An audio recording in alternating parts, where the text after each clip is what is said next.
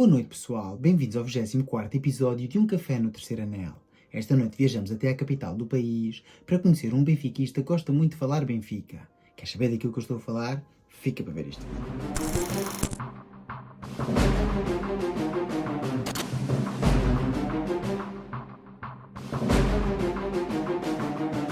Bem-vindos então a Um Café no Terceiro Anel. O espaço de conversa promete dar voz a todos os adeptos do Benfica. Mas sem mais, desde assim com a entrevista com o grande Tiago Godinho, um benfiquista com um grande amor pelas modalidades e tem assim como função de vida servir o Benfica.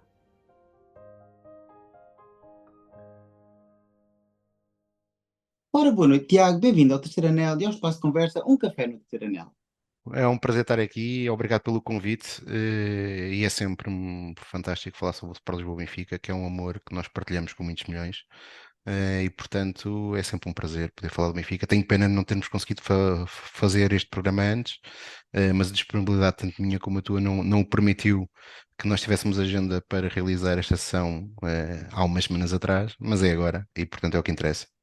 Muitas vezes é assim, o problema é de arranjar disponibilidade e agenda para conseguir conciliar quer o mundo laboral, quer também a nossa paixão pelo clube, que acaba por nos arrastar a ver o Benfica, quer fora, quer em casa, e andar sempre a seguir, e depois ainda ter tempo para poder fazer estes pequenos projetos aqui na internet e dar a conhecer um pouco mais sobre a história das nossas pessoas. Mas isto é um espaço de entrevista, é uma conversa entre dois amigos, entre dois benfiquistas. Existem, assim, três premissas que eu gosto de enunciá-las no início, para que haja, assim, respeito e moderação nesta mesma entrevista. E são as mesmas. A primeira é honestidade e sinceridade acima de tudo. A segunda, que para mim é a mais importante, não caluniar ou difamar o Sport Lisboa e Benfica. Com isso não quer dizer que não se possa criticar algumas das pessoas que fazem parte do clube, mas não caluniar o próprio clube.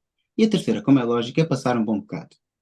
Ok, tranquilo, olha, mas eu começava já pela tua segunda premissa, porque eu sei que não é esse o intuito que tu queres, né? E eu entendo o intuito da tua questão, mas eu acho que às vezes confunde-se muito isso, porque muitas das vezes confunde-se criticar os dirigentes com criticar o Sport Lisboa Benfica, e isso é um erro que, infelizmente, nas últimas décadas tem prejudicado mais o clube do que propriamente o ajudado. Uma coisa, e é aquilo que eu sinto pelos vários benfiquistas que em determinados momentos possam criticar ou não a direção do Sport Lisboa Benfica ou os seus funcionários, essa crítica nunca é dirigida ao Sport Lisboa Benfica, porque esse é um amor que nós não dizemos mal dos nossos pais, nós não dizemos mal dos nossos filhos. Eu não tenho filhos, mas se tivesse um filho de certeza absoluta que não diria mal do meu filho, não.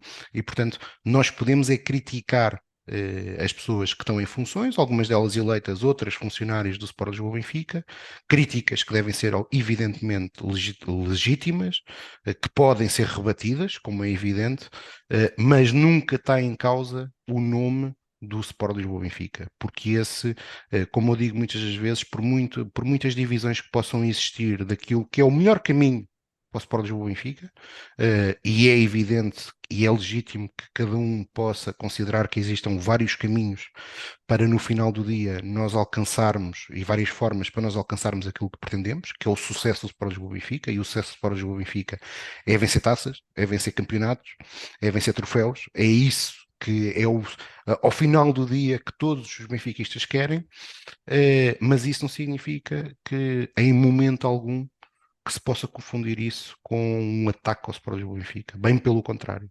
O Benfica é o clube que é hoje, graças a que nunca foi um clube, é que foi um clube sempre muito participado na sua história, em que da discussão e das críticas em quem em determinado momento tinha a responsabilidade de o dirigir e de representar em campo, poder sentir com essa exigência que tinha que ainda ser melhor e dar mais para o sucesso do clube. É assim, há poucas semanas atrás gravámos o teu quiz e tu no final do quiz falaste de uma coisa bastante importante.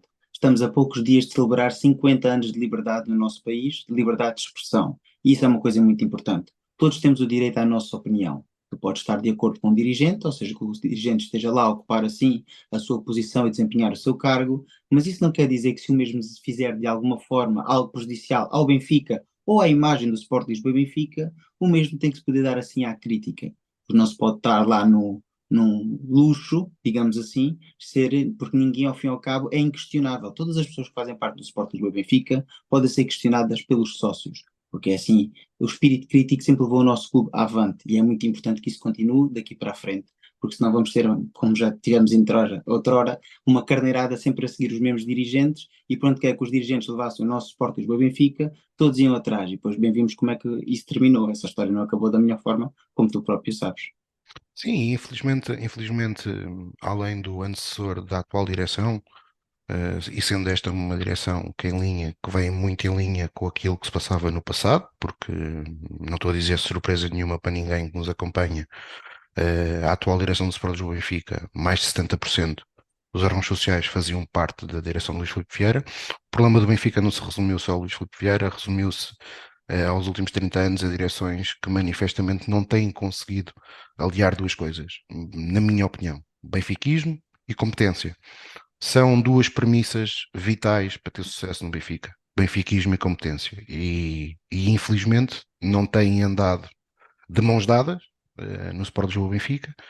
E infelizmente, sim, tivemos um triste episódio nos últimos anos em que, e isto, nos dias de hoje, nesta sociedade de informação em que nós temos acesso a múltiplas informações de vários sítios e de vários locais, muitas das vezes nós acabamos por nos esquecer das coisas. Mas há 3 anos, no aniversário do Sport Lisboa Benfica, o na altura presidente em exercício dizia na Benfica TV, no dia do aniversário do Sport Lisboa Benfica, que enquanto ele estivesse no Sport Lisboa Benfica, ninguém iria roubar o Sport Lisboa Benfica, enquanto ele lá estivesse.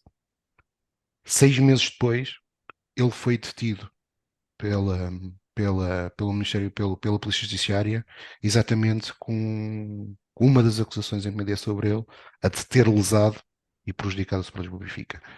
E, portanto, o que eu quero dizer com isto, eu não sei se Luís Filipe Vieira será condenado ou não, o que eu sei é que é fundamental que cada um de nós, enquanto associado ao Sport Lisboa Benfica, seja exigente, seja crítico. Crítico no sentido, analise os documentos que muitas das vezes estão à disposição nas Assembleias Gerais, seja os relatórios e contas do clube, seja os da Benfica SAD, porque só com essa análise crítica a esses documentos é que nós conseguimos também fazer as questões que temos que fazer a quem nos representa, seja no clube, seja na SAD, e depois daí tirar ilações sobre aquilo que é a gestão do dia a dia dos destinos do Sport Lisboa Benfica. Sim, estás a dar um belo exemplo, isso faz-me um pouco lembrar o futebol na segunda parte dos anos 90, em que vínhamos de uma década vencedora, a década dos anos 80, e o início dos 90 também foram bons, com presenças na final da Taça dos Clubes Campeões Europeus, com vários campeonatos nacionais ganhos, e de repente fazes um projeto de ruptura, rompes com tudo aquilo que estavas habituado, tudo aquilo que servia ontem já não servia hoje, treinadores, jogadores, dizíamos uma equipe inteira, um corpo técnico inteiro, inclusivamente lendas do clube afastadas do núcleo duro do corpo técnico e do plantel principal, e depois bem vimos, passámos quase 11 anos a colher os frutos dessa fantástica decisão que tivemos em 94, como tu sabes, ainda melhor que eu. Concordando contigo, como é evidente, isso aí há uma grande responsabilidade dos sócios do Benfica. Os sócios do Benfica, ou seja, eu comecei há pouco por dizer que o Benfica precisa, os sócios do Benfica precisam ser exigentes, precisam ser críticos, mas também nós às vezes temos que ser exigentes com o contexto. Ou seja, o contexto é importante. Nós muitas das vezes, lá está, quando se começa um projeto de início, muitas das vezes não se ganha logo. E portanto o Benfica tem que ter algum contexto, e esse contexto que estás a dar é um contexto excelente, porque eu mesmo na semana passada elogiei a única coisa boa que teve aquela gala do Benfica na passada semana foi a homenagem ao senhor Benfica, que é o senhor António Oliveira, que é para mim, enquanto funcionário e do clube, aquele que mais me marcou e que mais me marca. E infelizmente estas referências têm acabado têm-se perdido ao longo dos anos, mas alguém que foi um excelente jogador, que passou para os quadros técnicos do Benfica, que no momento de crise desportiva assumiu uma equipa que ninguém acreditava muito em 1988, que conseguiu levar o Benfica 20 anos depois a uma final da Taça dos Campeões Europeus. Perdeu aquela final nas grandes penalidades contra uma equipa que hoje as gerações mais novas ouvem falar em PSV e acham que o Benfica ganhou sempre ao PSV. ou têm alguma dificuldade em perceber como é que o Benfica perdeu uma final contra o PSV. Para essas gerações mais novas, que é normal que não saibam, mas aquela equipa do PSV, um mês exatamente depois, o Benfica perdeu a final no dia 25 de maio de 1988. Eu sei bem esta data porque foi a primeira vez que chorei pelo Benfica. Eu chorei de tristeza, né? Porque era um título. Eu era uma criança, mas era um título que, obviamente, ainda hoje me amaldiçoa. Eu não posso partir para o quarto anel, para as bancadas do quarto anel, porque no quarto anel estão aqueles que no plano terreno nos deram muitas glórias. Eu não posso partir para o quarto anel para as bancadas do quarto anel sem ver o Benfica vencer a terceira Liga dos Campeões. Mas essa equipa que no dia 25 de maio de 1978 nos derrotou nas grandes penalidades, foi uma equipa, metade dessa equipa, um mês depois, foi a base da seleção holandesa que foi campeã da Europa, contra, na altura, uma poderosa seleção da União Soviética, em europeus, que eram disputados só por 8 seleções. Portanto, o grau de dificuldade de passar a alcançar um europeu de seleções era enorme, estar nas 8 melhores seleções era dificílimo. Ser a campeã da Europa demonstra bem a qualidade daquela equipa do PSV, com jogadores como o Koeman, como o Gerrits, que esse nem era holandês, era belga, mas é um lateral fantástico. Van den Burg, portanto, uma grande equipa que o Benfica, infelizmente, acabou por ser derrotada. E isto, continuando no Tony, o Tony assume a equipa no ano seguinte, é campeão nacional. Lá está a exigência que existia na altura, e era algo que na altura se percebia. Os sócios do Benfica e os dirigentes do Benfica tinham uma ambição europeia, não de vender jogadores, mas de ganhar. Não é? O Benfica, a ambição do Benfica era ser campeão para ganhar até os europeus. Eu ainda apanhei, ainda tive a felicidade de apanhar esse sabor, de saber o que é que isso é. Ou seja, era importante ser campeão porque isso dava ao Benfica a possibilidade de lutar pela taça dos europeus. E o Tony tem a humildade do Benfica lhe dizer assim: pá, o nosso projeto europeu é feito com um homem que é o Eriksen, e portanto, se tu quiseres, podes ser o adjunto. E o Tony tem a humildade de aceitar isso, de ir para adjunto do Eriksen, de voltarmos a taça dos europeus, onde perdemos com uma enorme equipa do Milan, uma equipa fantástica de jogadores italianos do outro mundo. Nós também tínhamos uma boa equipa, mas aquela equipa do Milan era qualquer coisa. Rijkaard, Gullit, Van Basten. Aliás, com a equipa do PSV, os três holandeses, esses três depois foram a base da seleção que tinha sido campeã da Europa em 88. E, portanto, o Tony fica nesses anos do Benfica. O Benfica comete um erro de gestão em ir buscar o Tomislav Ivic, numa altura em que o Benfica tinha uma paranoia, que eu não conseguia entender bem, que é alguém que tivesse sucesso no Futebol Clube do Porto tinha que vir para o Benfica. E foi aí, a nível desportivo, que nós também começámos a perder aquilo que eram as nossas referências. Portanto, e vi que tinha sido alguém que tinha tido algum sucesso no Porto, e o Benfica decidiu buscá-lo para treinador do Benfica, com um plantel brutal que Ivic pura e simplesmente desperdiçou. O Tony agarra na equipa, leva a equipa à conquista da Taça de Portugal. Somos eliminados nos quartos de final por uma Juventus do outro mundo: Roberto Baggio, Vialli, Ravanelli, Andreas Möller, Kohler, que tinham sido campeões do mundo uns anos antes. O Benfica ganha em Lisboa com uma grande exibição, mas depois perdem em Turim. Mas chegamos aos quartos finais da UEFA, não conseguimos ser campeões nacionais, mas ganhamos a Taça de Portugal com aquele festival que ainda hoje, quando eu vejo aquela equipa, e foi em 93, e vejo aquele vídeo daquele jogo, é talvez a melhor equipa, o melhor plantel que o Benfica teve nos últimos 40 anos. Acontece o verão quente e o Tony está cá. E o Tony chega cá, eram aqueles que estavam disponíveis para treinar, foi aqueles que ele treinou. Hoje em dia é muito fácil, nós olhamos para aquela equipa 93, 94 e dizemos assim: epá, tínhamos uma grande equipa. É verdade que tínhamos, mas os outros também tinham. Só para dar uma ideia, o Futebol Clube do Porto era bicampeão nacional e foi jogar na fase de grupos da Liga dos Campeões com o campeão alemão, com o Werder Bremen, e o Futebol Clube do Porto foi lá ganhar por 5-0.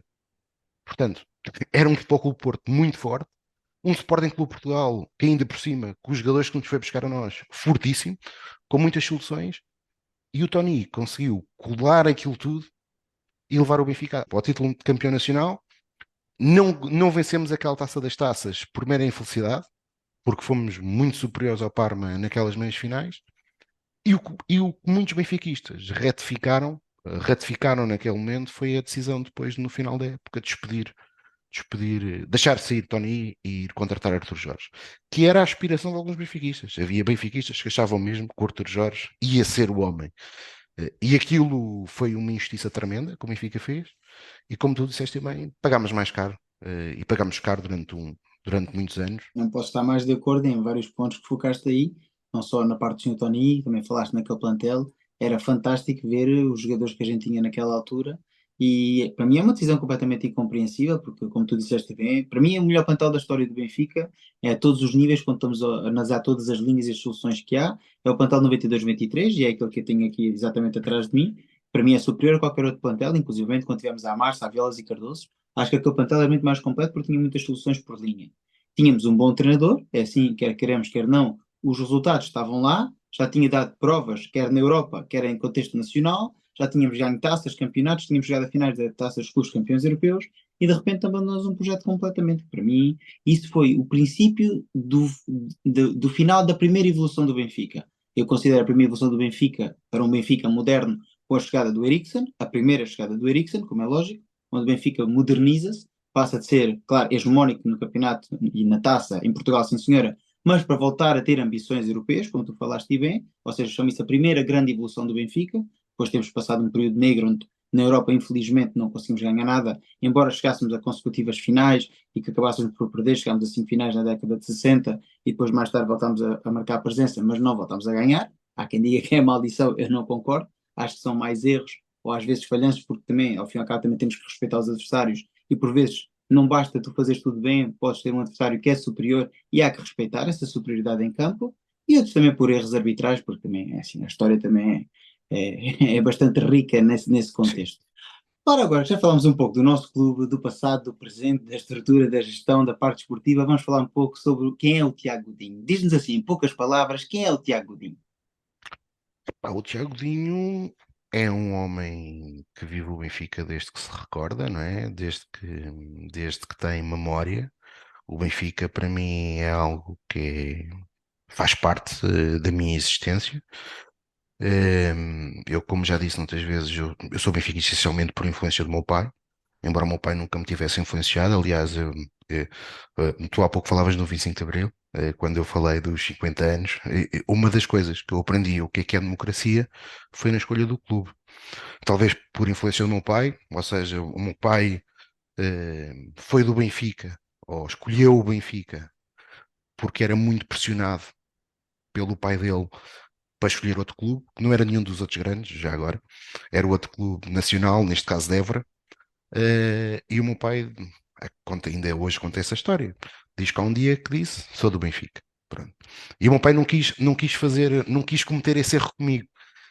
E portanto deu-me, obviamente que quando tu tens um filho, faz parte, se o teu filho está contigo, se vê-te a festejar, vê-te feliz com uma vitória do Benfica, com aquilo que é o Benfica, é natural que quem tem um filho, que essa criança vá se afeiçoar também àquele clube, porque lá está, existe uma relação paternal e, portanto, isso é natural.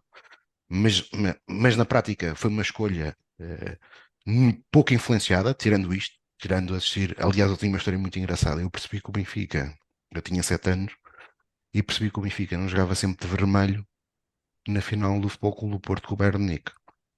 Porquê? Porque eu estava a ver o jogo e quando foi o gol do Bayern de Munique eu festejei, porque pensava que era o Benfica. E o meu pai naquele dia disse: epá, hoje não pode ser porque hoje é uma equipa portuguesa e quando é uma equipa portuguesa nós não apoiamos a equipa portuguesa e aquela equipa de vermelho não é o Benfica. E aí eu percebi claramente que o Benfica nem era tudo vermelho, e portanto comecei a criar ainda uma relação, se calhar até maior com o clube. O meu pai não era sócio, não tinha hábito, até pela vida que ele tinha tido, que não lhe possibilitava isso, durante a sua adolescência, de acompanhar o Benfica como eu felizmente acompanhei. Com 12 anos, eh, que era já um choro quase que eu já tinha de alguns anos, forcei a ser sócio. Portanto, o meu pai fez-me sócio em outubro de 92. É um dos dias que eu me recordo com muita felicidade, porque lembro-me de ver o presidente Jorge Brito a chegar ao Estádio da Luz. Foi um dia mesmo feliz. E depois comecei a ir aos jogos muitas das vezes até sozinho, porque pronto, os meus pais foram sempre, exerceram sempre algo que eu considero muito positivo, que é deram-me sempre muita liberdade e com liberdade muita responsabilidade. E portanto eu tinha muita liberdade, mas era uma liberdade que me exigia que eu também fosse muito responsável. E eu gostava imenso do Benfica e portanto há malta que ainda hoje me pergunta, até malta me conhece mais agora, pá, como é que tu estás num jogo das modalidades sozinho? Como é que, pá, para mim basta ir ver o Benfica que eu vou estar sozinho. Eu fui para Amsterdão, a maior parte da malta, minha amiga, estavam com grupos de amigos. Eu fui sozinho para Amsterdão ver o Benfica na final e passei o dia todo sozinho em Amsterdão. Portanto, para mim, pá, se estivesse com amigos tinha sido fantástico. Não se proporcionou naquele jogo e, portanto, para mim o que interessava era ir apoiar o Benfica. Ehm, e portanto, pá, foi um amor, é um amor grande que eu sinto pelo clube, não só pelo aquilo que é componente de futebol, pela componente do ecletismo, sempre foi algo que me cativou imenso. Aliás, a grandeza do Benfica, também sendo honesto, na década de 90, era muito, finais de 80, década de 90, era muito dada pelas modalidades. O Benfica já não era hegemónico, ou seja, já não me lembro do Benfica hegemónico. O Benfica que ganhava campeonatos de taças como se fosse bom copo d'água, eu não me recordo disso. Ok, recordo-me do Benfica ganhar, mas não me recordo. Agora nas modalidades, sim, lembrar-me da equipa de Carlos Lisboa. Tinha 14 anos quando estava no pavilhão com o célebre jogo com o Panathinaikos, em que deviam estar mais de 10 mil pessoas naquele pavilhão. Aliás, há uma imagem que se vê bem isso, junto à tabela, em pé, estavam quatro ou cinco filas de adeptos, todos a ver o jogo uns por cima dos outros. Portanto, e eu vi o jogo aí, e portanto, tive nas duas finais das Taças Europeus de Hóquei Patins, contra o Igualada, as duas. O primeiro jogo foi em Espanha que perdemos, e o segundo depois foi na Luz. Na altura em 92, 93, depois em 94, 95, que ganhámos cá o primeiro jogo e perdemos lá, e portanto as modalidades sempre me cativaram muito e depois, claro, sempre tive muito interesse naquilo que é o associativismo do Benfica. Obviamente também com a idade também tive a possibilidade de participar mais e estar mais envolvido e há muita coisa no Benfica. Tu há pouco falavas na profissionalização do futebol. Infelizmente o Benfica perdeu uma boa oportunidade na década de 80, não quis ver os sinais, que o Benfica era um clube mecena. Não é? O Benfica não era só o Benfica, mas o Benfica durante muitas décadas foi, foi um clube essencialmente que viveu de presidentes que a esmagadora maioria deles eram ricos ou tinham alguém por trás que era rico e que pelo amor ao Benfica eh, deixavam o dinheiro do Benfica. E portanto, eh, aliás, o último grande presidente para mim, a nível benfiquismo, é o Jorge Brito, é esse um dos meus exemplos. Ele tinha, quando acontece 93, ele tinha no clube vários milhares de contos, porque lá está, porque ele tinha aquele sonho que nós todos temos de vencer a terceira. E o Benfica não se profissionalizou a nível da sua gestão. Demorou demasiado tempo a profissionalizar-se. Quando se profissionalizou, o Benfica hoje tem coisas, e aí não tem qualquer problema em elogiar aquele que foi o trabalho principalmente das lideranças de Luís Filipe Vieira, profissionalizou o clube, mas hoje em dia o Benfica tem um monstro, organi- é uma organização que é monstruosa, para mim acho que trabalha demasiada gente no Benfica, e pior do que isso, é um monstro sem alma. Portanto, resumidamente, este é o Tiago Dinho, benfiquista, apaixonado pelo clube desde que se conhece e tenho a certeza vou morrer apaixonado pelo Sporting Lisboa Benfica. Aliás, como Cosme Damião disse, certamente que eu não sou benfiquista de coração, sou benfiquista de alma, porque quando o coração parar, ela continuará a amar o Sporting Lisboa Benfica. É assim, não posso estar mais de acordo com tudo aquilo que tu disseste, quer seja relativamente ao nosso clube, quer seja relativamente a esse sentimento que acho que faz falta cada vez mais. E eu já disse isso várias vezes aqui nos diretos no canal, que tenho medo que o Benfica se torne aos poucos um clube plástico, porque hoje em dia temos vários clubes que, embora na sua gênese nada tenham a ver com os projetos que são hoje em dia, e os melhores exemplos disso mesmo são o Manchester City e o Paris Saint-Germain, que já foram clubes de obreiros, de pessoas que sentiam o clube, que eram apaixonados pelo clube, eram clubes locais. O Paris Saint-Germain nunca foi o maior clube de França, o Uhum. Manchester City nunca foi o maior clube de Inglaterra, mas eram clubes com seguidores, com pessoas que sentiam a paixão pelo escudo e que sentiam aquele clube, inclusivamente, como toda a gente sabe, o Manchester City nem sequer era o maior clube da cidade de Manchester. Viveu muitos anos à sombra do Manchester United. No entanto, hoje em dia são clubes ricos, são clubes com muitos troféus, mas não há aquela emoção, tirando os ultras, mas os ultras são um fenómeno à parte que eu nem quero sequer discutir hoje aqui, mas tirando os ultras não há paixão dos adeptos. Há pessoas que gostam de ir ao estádio, tirar o selfie, estar ali e dizer que fizeram parte das vitórias do clube, quando não, a gente sabe perfeitamente que se amanhã o dinheiro das Arábias for para outra parte, esse tipo de adeptos nunca seguiram o clube, nunca acompanhou o clube na derrota. Outro exemplo que posso dar na Gala. Eu não tenho problemas que o Benfica faça Gala. Não acho que seja algo que seja muito. Acho que é algo que tem alguns anos, 10, 20 anos, que foi criado um pouco por causa também desta sociedade de comunicação que existe. Mas nas galas não se sente emoção. Ouvir o discurso do Tony e ver que 75% daquelas pessoas estavam sentadas é uma tristeza enquanto benfiquista. E é óbvio que o Benfica não pode convidar porque isto há que ser razoável. Evidentemente, o Benfica nunca poderia fazer uma gala para todos os sócios, porque não há espaço. Nem o Estádio da Luz teria capacidade para albergar 300 mil sócios. Mas era simples. Era simples. Dou-te aqui um exemplo simples, que é o Benfica todos os anos e bem agracia aos seus sócios por 3 datas. Os 25 anos, a Águia de Prata, os 50 anos, a Águia de Ouro e os 75 anos associado ao Anel Platina. É uma festa, é uma cerimónia onde estão alguns milhares de benfiquistas. O que a gala não é feita para esses benfiquistas que estão naquele ano a ser agraciados? E o Joel e o Tiago não vão ficar chateados, porque sabem que um dia vão fazer os 50 anos, vão fazer os 75 anos, se tudo correr bem, se Cosme quiser, e que vão ter direito a estar na gala e a estar com os seus heróis e a estar com os seus jogadores preferidos e com as antigas glórias. Isto é cultivar o Benfica, para mim. Isto é cultivar o amor pelo clube. Quando não se entende isto, alguma coisa não está bem. Hoje, grande parte daquela estrutura é profissional. E o que é que eu vejo às vezes? Vejo às vezes é quando eles perdem, ninguém sabe onde eles são. Ninguém sabe. Ninguém sabe quem eles são. Eles até tentam passar despercebidos. Lá está. Muitas das vezes conseguimos os ver é nas galas. Olha, afinal o tipo ainda está no Benfica, está na gala. Quando ganham, quando ganham, fazem textos, seja nas redes sociais ou dão declarações a dizer os imensos sacrifícios que nós fizemos, imensos sacrifícios. Profissionais dizerem que fizeram imensos sacrifícios. Para já quem ganha são os treinadores e os jogadores.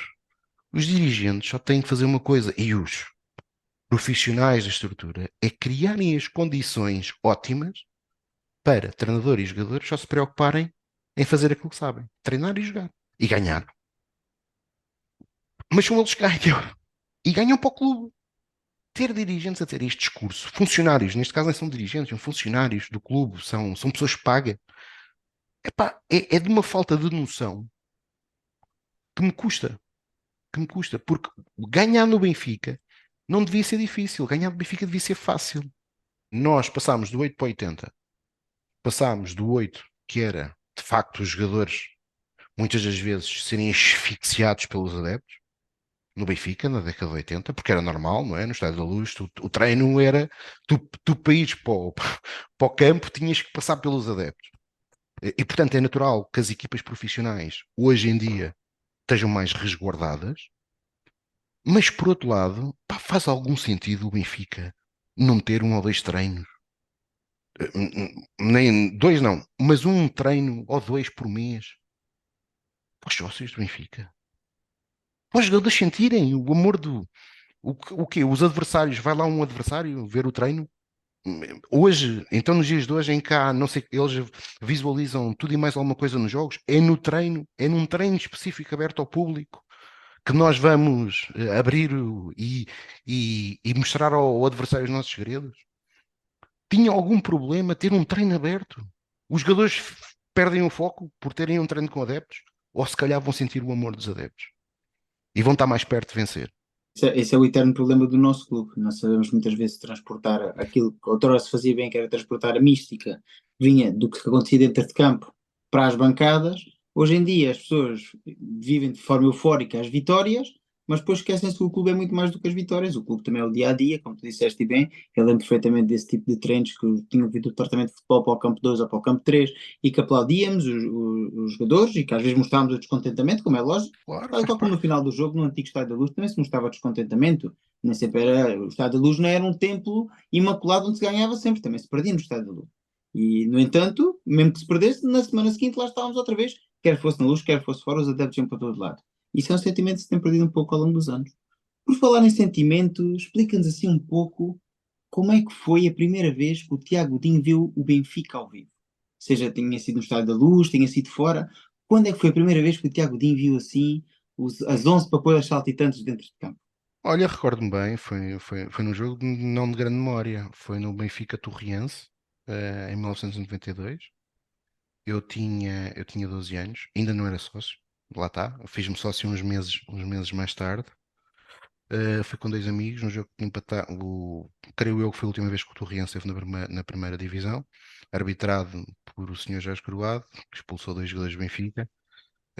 O Benfica era campeão, não é? O Benfica, ou seja, o Benfica era o clube que tinha sido campeão em 90 e 91 e aquele jogo acabou por perdemos um ponto. Na altura, a vitória só dava 2 pontos e o empate valia um, portanto, ainda não era um campeonato a 3 pontos.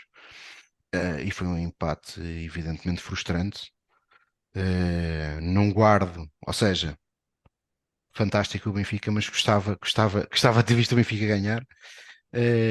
Mas epá, sempre foi um prazer ir ver o Benfica, mas sim, foi um primeiro jogo duro, ao contrário das modalidades. Nas modalidades, o meu primeiro jogo nas modalidades também nesse ano, em 92, 93. Epá, eu na altura ainda por cima jogava basquete federado, nunca fui grande espingarda, diga-se de passagem, infelizmente. Eh, não era o Jordan português, de todo. Eh, mas jogava basquete federado e o Benfica tinha uma grande equipa, liderada por Timocheia, era tricampeão, se não me falha a memória, era biotricampeão, e o Benfica está a passar mal financeiramente, ou seja, fala-se que o Benfica nas modalidades tem ordenados em atraso. O Benfica ganha a fase regular, a equipa de Carlos Lisboa, os primeiros dois jogos são em Lisboa, e o Benfica perde os dois. E depois vamos jogar ao VAR.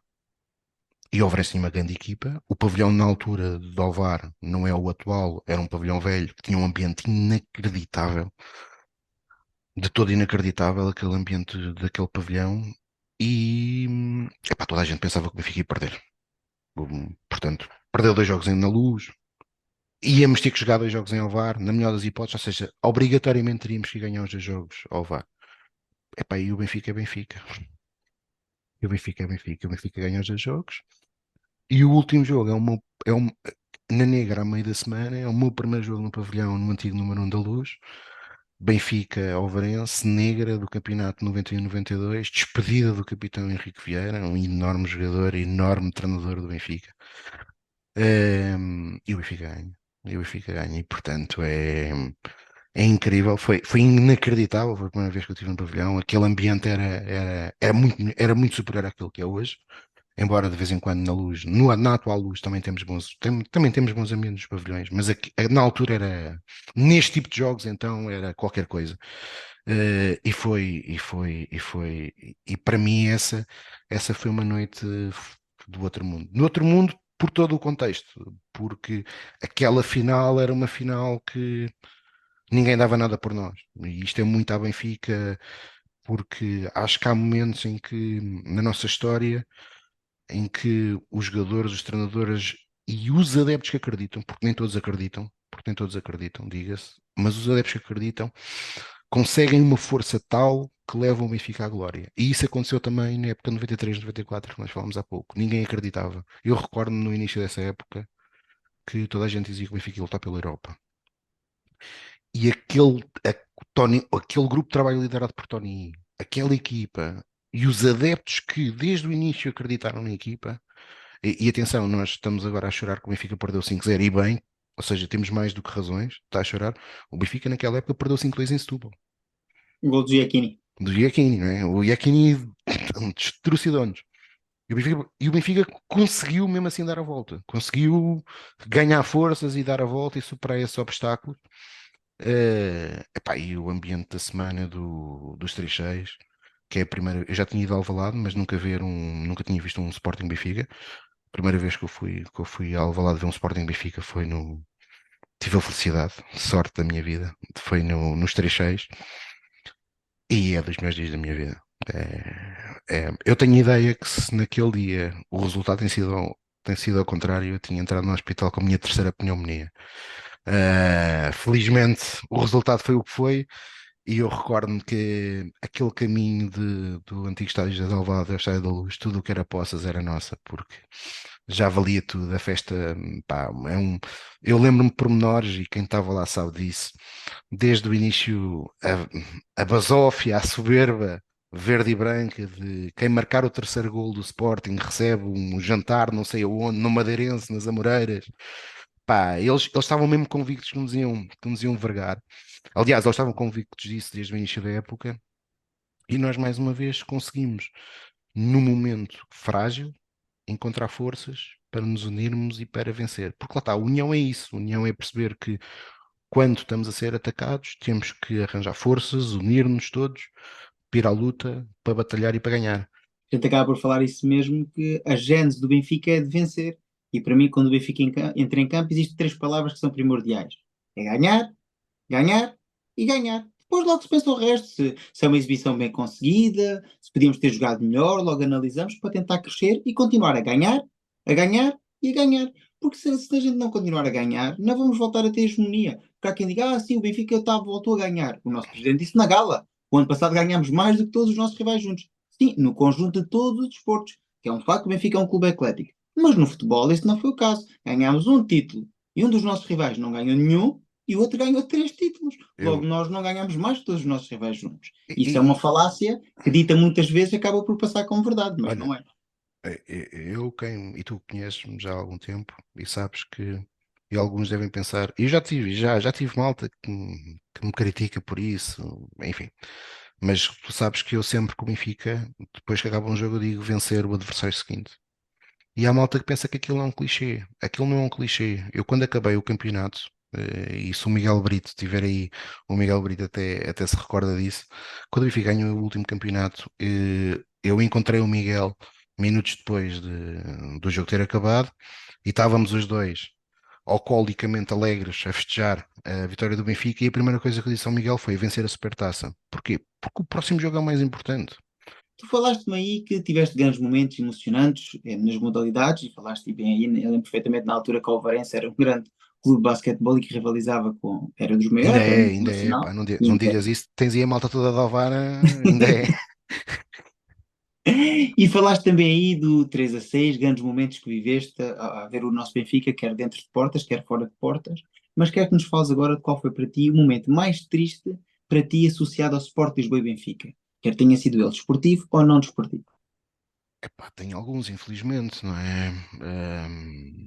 Pronto, vou começar pelos desportivos. Ahm, Pá, vais-me permitir que faça mais do que um, está bem? Desculpa lá, mas tem que ser mais do que um. Desportivos. Olha, eu infelizmente tenho o desprazer de dizer que tive nos 3-5-0. Tem acontecido com uma regularidade que é impensável e nunca existe o reverso, não é? Nós nunca, infelizmente, não podemos dizer que existe o reverso. Portanto, custa, mas o jogo que me custou mais, pá, custou muito a taças europeus de 88 e 90. Era criança, mas custou-me bastante, bastante mesmo. Dói-me, mas o jogo em que me custou mesmo, mesmo, mesmo, mesmo foi no Kelvin. E obviamente que ao final do dia custou para todos, mas quem estava lá tem aquela imagem perfeita, tem a imagem e tem o áudio perfeito, que é aqueles últimos 5 minutos. Só se ouve no Dragão Viva Viva o Benfica e um quarto do estádio já não está. Um quarto do estádio já não está. Está vazio, eles saíram do estádio.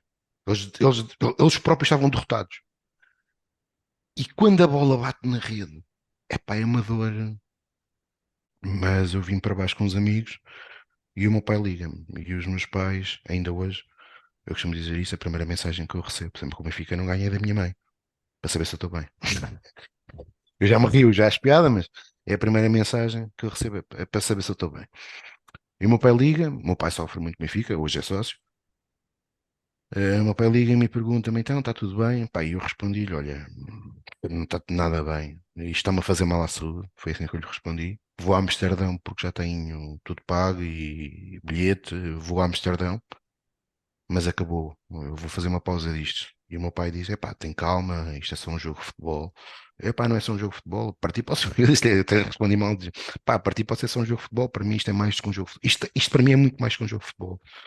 E está-me a fazer mal à minha saúde. Está-me a fazer mal à minha saúde e, portanto, eu para o ano não vou viver isto. Pá, e o meu pai despediu-se de mim, sabia que eu também vinha para baixo, para Lisboa. E pronto, e assim passou. E no dia seguinte, o meu pai eram aí 5 da tarde, volta-me a ligar.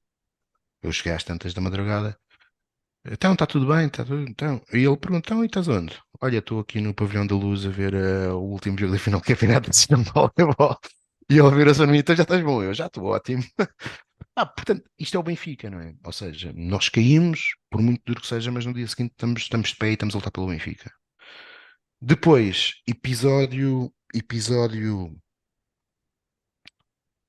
oh, episódios tristes no Benfica, obviamente muitos. O Fer foi um episódio que marcou por tudo a família benfiquista, o falecimento do Eusébio. Mas isso são coisas que acho que infelizmente fazem parte da vida, não é? Que nós, obviamente, o caso do Fer tem particularidades, por ter sido um atleta que, comando sagrado, caiu num relevado e, obviamente, que esperemos que nunca mais volte a acontecer, mas infelizmente são coisas que podem acontecer na vida. Triste, mesmo triste, foi o que se passou nas eleições de 2020. Aquele processo eleitoral é tudo aquilo que o Benfica não precisa.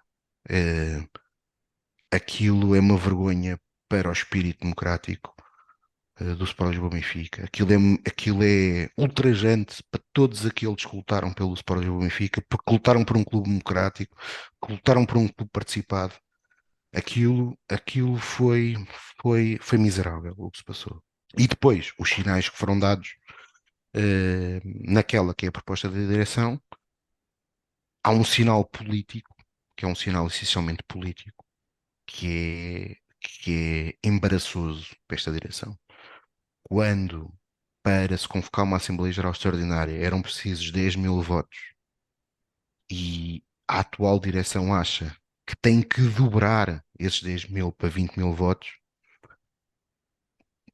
ficamos todos a perceber que eles não entenderam a importância daquela Assembleia Geral Extraordinária dia 17 de setembro. Foi aquela Assembleia Geral de dia 17 de setembro de 2021 que permitiu ter um processo eleitoral de 2021 que os elegeu a eles, ímpar, um processo mais participado sempre da história do Benfica, sem contestação, com uma dignidade de todos os envolvidos, seja nos debates, seja nas entrevistas, como o Benfica não tinha há décadas, não era há anos, era há décadas, e eles, estas pessoas que foram eleitas desta forma, não entenderam aquilo que se passou e acham que a melhor forma de servir o Benfica é obstaculizar a capacidade dos associados de pedirem uma reunião da Assembleia Geral Extraordinária. Algo que nos últimos 40 anos aconteceu uma ou duas vezes na história do Benfica.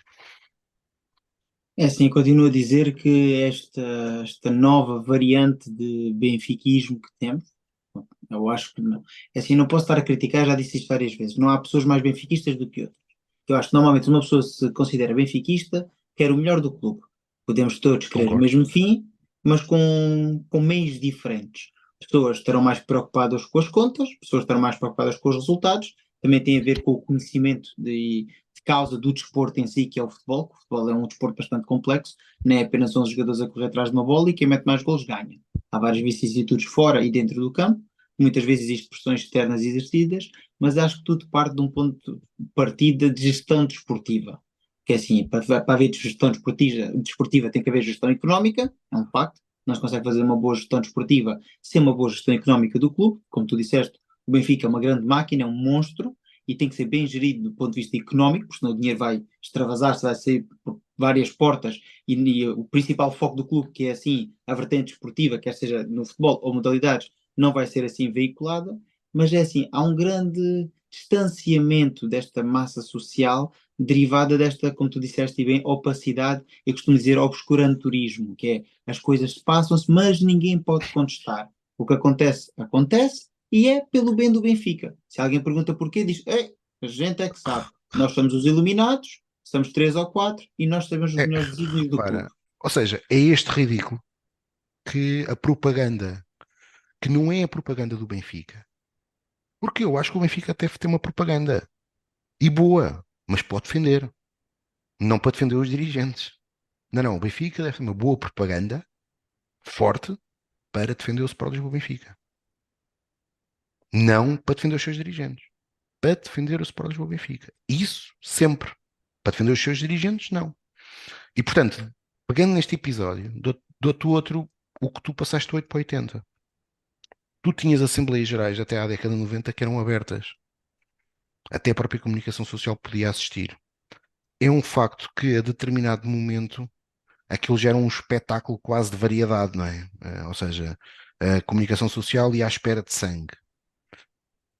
Mas hoje, tu teres Assembleias Gerais que nem transmitidas são para os associados, é lamentável. E é lamentável porque se os sócios do Benfica, se a sua grande generalidade tivesse assistido àquela Assembleia Geral Extraordinária de 2021, ou tivesse assistido à Assembleia Geral de setembro de 2019, em que um presidente em exercício agrediu um associado, e atenção, podemos achar legítimas ou não as críticas, mas nada, ou podemos concordar ou não, legítimas elas são, com o discurso do Manuel Gaspar, é inadmissível que um presidente em exercício agrida um associado do Benfica. Se essa Assembleia Geral de setembro de 2019 e se a Assembleia Geral de setembro de 2021 tivessem sido de acesso aos associados do Sport Lisboa Benfica, olha que eu era tipo a apostar contigo que hoje o Benfica já era um clube muito diferente. Normalmente nesta entrevista, se viste os outros episódios, há alguns deles, normalmente eles acabam por falar no clube no fim, mas é assim, primeiro, como disse de início, eu sou uma pessoa que já sigo o vosso projeto há algum tempo e uma das coisas que eu mais gosto do vosso projeto não é porque estás tu aqui, aliás, é Muitos por a eu ouvir. gostar de te ouvir falar, tu hoje estás aqui, que eu tenho interesse em te entrevistar e dar a conhecer assim, um pouco da tua pessoa. E é isso mesmo, a gente normalmente acaba por falar do clube mais no final da entrevista, mas como tu levaste bem para esse caminho e eu continuo a achar, já disse isto várias vezes com outros convidados que tivemos aqui, ou até nos diretos, que é este obscuranturismo e esta sensação de que há uns iluminados que são só eles capazes de gerir o Benfica e que têm que passar, isto parece quase como os faraós no Antigo Egito, tinha que passar de linhagem em linhagem, não podia haver outras castas a governar o Antigo Egito, só os faraós, que eram os deuses na terra, como tu sabes e bem, que é assim que nos diz a história, e no Benfica vivemos esse período, que Ó existem os João, deuses na terra. eu não quero ser injusto e não quero e não vou acusar ninguém, mas hoje o que o Benfica tem é até às vezes mais do que dirigentes, até funcionários, que aquilo é o ganha-pão deles. E proteger o ganha-pão deles, muitas das vezes, é o contrário de defender aquilo que são os interesses do Sport Lisboa Benfica. E o que é o seu benfiquismo? E o que é a sua competência? E a competência, muitas vezes, eu não consigo dizer que há alguém porque vem de uma multinacional ou porque vem de uma empresa nacional que é mais ou menos competente. Porque uma coisa muito simples, eu não sei o que é que ele fez na multinacional. Não tenho, a não ser que seja algo criminoso, e portanto aí obviamente que está fora, não é? Não sei, nem tenho que saber. O que eu tenho que saber é o que é que ele fez pelo Benfica. Como é que ele viveu o Benfica? O que é que ele sabe do Benfica? O que é que ele pensa do Benfica? O que é que ele fala do, o que é que ele durante anos falou do Benfica? Quais são as suas ideias para o Benfica? E se os benfiquistas conseguirem perceber isto, antes de votarem ou antes de ansiarem por dons bastiões, os benfiquistas provavelmente vão encontrar projetos, sejam eles quais forem, que vão ao encontro daquilo que é o principal objetivo, ter dirigentes que aliem o benfiquismo, a vivência e a militância do Benfica, com competência. E essa competência, obviamente, e tu estavas a falar de castas, uma coisa é certa: se nós não mudarmos, nunca vamos saber se vamos mudar para melhor ou para pior. Agora, já dizia Einstein, repetir o mesmo erro duas vezes é estúpido. Porque sabes exatamente, vais ter exatamente o mesmo Mesmo resultado. resultado. Ora, agora voltando aqui a falar um bocadinho de ti, quero que nos digas assim qual foi a coisa mais louca que já fizeste pelo nosso Sport Lisboa e Benfica. Epá, já fiz algumas, quer dizer, para mim nunca é loucura, não é? Porque, ou seja, quando tu vives o Benfica, fazes um conjunto de coisas epá, que eu não posso considerar como loucuras, quer dizer, já fiz muitos disparates, já na casa dos meus pais, há bocado por causa falando disso, estava a dizer da mensagem, a minha mãe faz aquilo com alguma racionalidade, não é? Porque é uma pessoa racional. E aquilo é devido a quê? É devido a eu ter partido uma ou duas televisões em jogos que o Benfica perdeu. Não é que me orgulho disto, mas pronto, aconteceu. A porta do meu quarto também sofria muito. Epá, e outras, a nível de loucuras, acima de tudo, confesso-te que não sinto que faça loucuras pelo Benfica. Não sinto. Ou seja, se tu me perguntares, pá, já dormi uma hora ou já não dormi para ver jogos do Benfica, já fui a jogos assim do trabalho e a fazer quilómetros sozinho, já fui sozinho para o Dragão, já fui sozinho para o Alvalade, mas quer dizer, nada disso eu considero uma loucura, honestamente. Aliás, aqueles episódios que eu dizia assim, acho que são episódios que também não são loucura, são tristes. Hoje, felizmente, acho que sou uma pessoa mais racional. Esses foram episódios da minha adolescência que aconteciam regularmente, que aconteciam regularmente, em que eu atenção, e eram episódios que podiam ocorrer em casos de vitória e derrota. Eu parti uma porta do meu quarto do- depois do Benfica fazer um apuramento qualquer na década de 90 para uma eliminatória, pá, aí dos oitavos de final da UEFA. Só que os meus pais durante algum tempo pensavam que tinham um problema grave mesmo. De resto, é pá, não sinto repara, há quem costuma dizer que por amor se faz loucuras, não é? Eu acho que é ao contrário. Nós, quando gostamos muito de uma coisa, nada é sacrifício, é tudo amor, não há loucuras, é tudo vindo do coração portanto, tudo aquilo que já fizemos ou deixámos de fazer é completamente pacífico, não é? Mas acho que são coisas banais, mas honestamente acho que são coisas de coração, portanto, não acho que faça loucuras pelo Benfica, faço aquilo que o meu amor pelo clube me permite fazer. E eu faço com muita satisfação e sem pedir nada em troca, sem retribuir.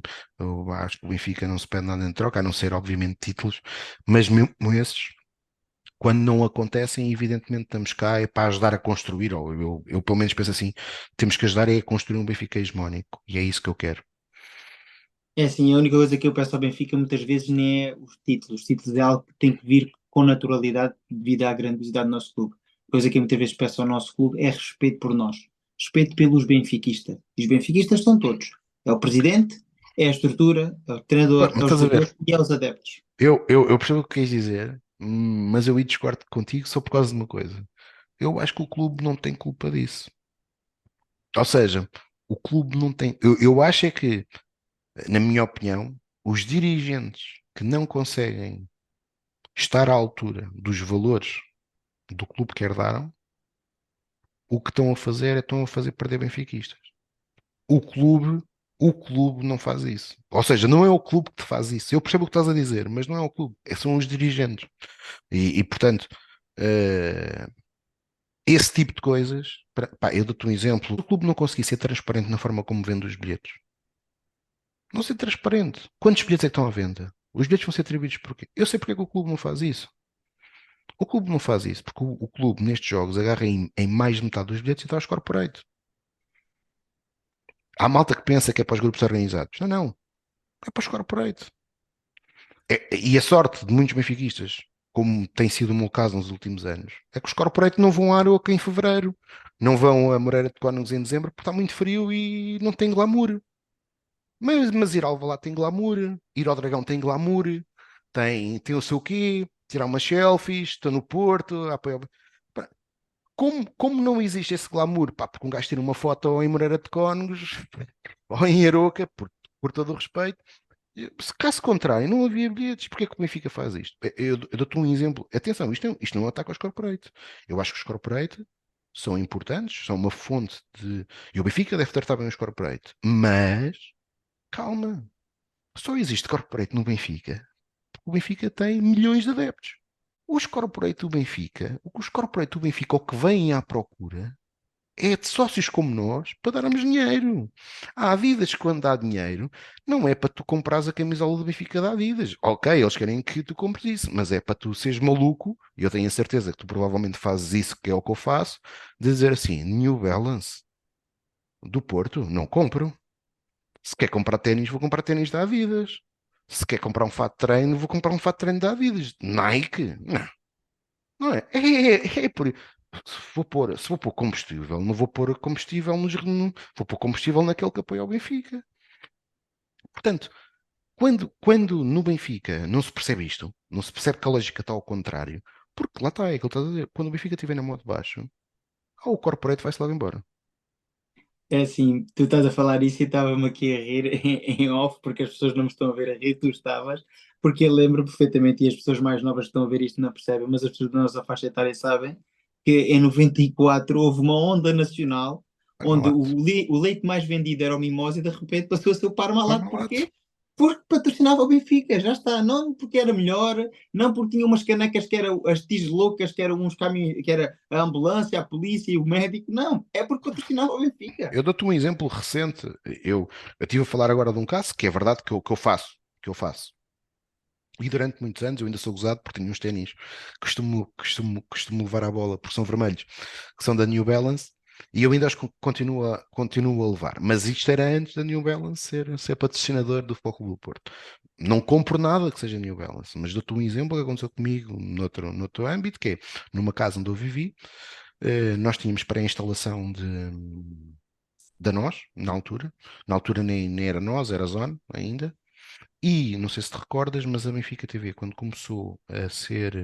o canal foi para o ar em 2008, tinha uma condição, estava restringida à PT. Portanto, foi a condição da PT para viabilizar o projeto. Pronto. Pá, e a casa, quando comprámos a casa tinha pré-instalação da zona e, obviamente, uma das primeiras coisas foi os gajos ligar. Ah, e está a ativar. Pá, e eu fiz uma pergunta, na altura, foi a pergunta, Benfica TV? Não. Então, olha, desculpe, mas não. Ah, mas você tem pré-instalação, nós temos aqui. Olha, não quer saber. Eu vou ter que ir PT.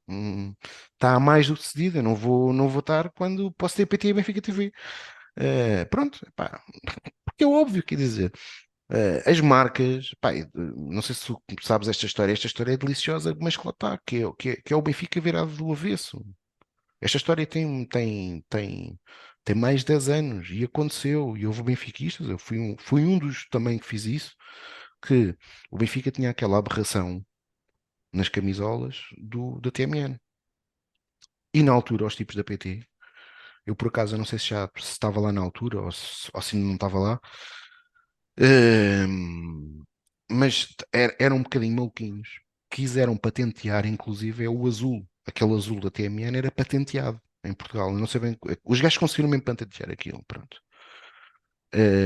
Pá, e houve um conjunto de sócios do Benfica que bem disseram assim: pá, esteticamente isto é uma aberração. É uma aberração na camisa do Benfica. TMN branco e depois aquele quadrado azul, aquilo é uma aberração. Nem tem a ver com o azul de ser do Porto, ou não, porque o azul nem tem nada a ver com o Porto. Aquilo era uma aberração. E a primeira coisa que nós fizemos foi interpelar o Benfica. Foi interpelar o Benfica.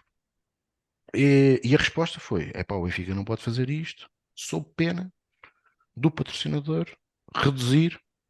Lá está o papão do corporate, não é? O papão, a PT vai já reduzir aqui valores, porque ter o azul da camisola, tiram-lhe tudo.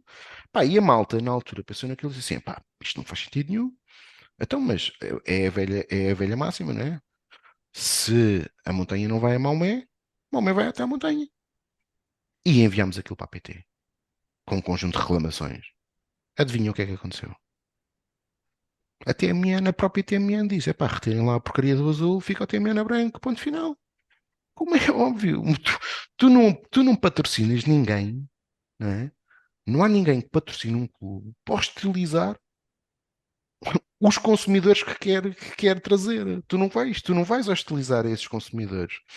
Vamos voltar aqui então outra vez à tua adolescência e vais-nos dizer então, quando tu já disseste que jogaste basquetebol, mas certeza absoluta que a tua grande paixão, quando começaste a seguir o Benfica, e já disseste bem, na altura que foi, na década que foi, que era uma década brilhante, uma das melhores décadas, não por ser aquela que eu nasci, que nasci na década de 80, mas foi, como eu disse, foi naquela que o Benfica se voltou a modernizar.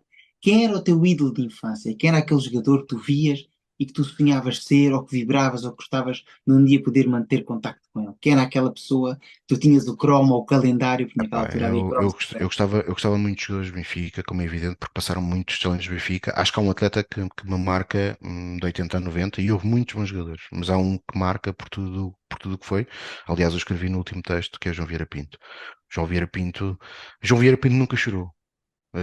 O atual presidente do Benfica e ele, que se, tiver, se porventura alguém lhe enviar isto, pá, ele que não me leva mal, mas há muita malta que fica muito sensibilizada porque ele chorou. Bem, mas ele chorou, mas ele não estava cá.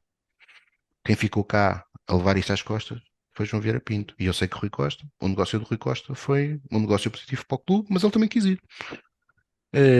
Aliás, há entrevistas disso, é público, eu não estou a mentir. Há entrevistas disso, ele a dizer que o Benfica não lhe podia cortar as pernas.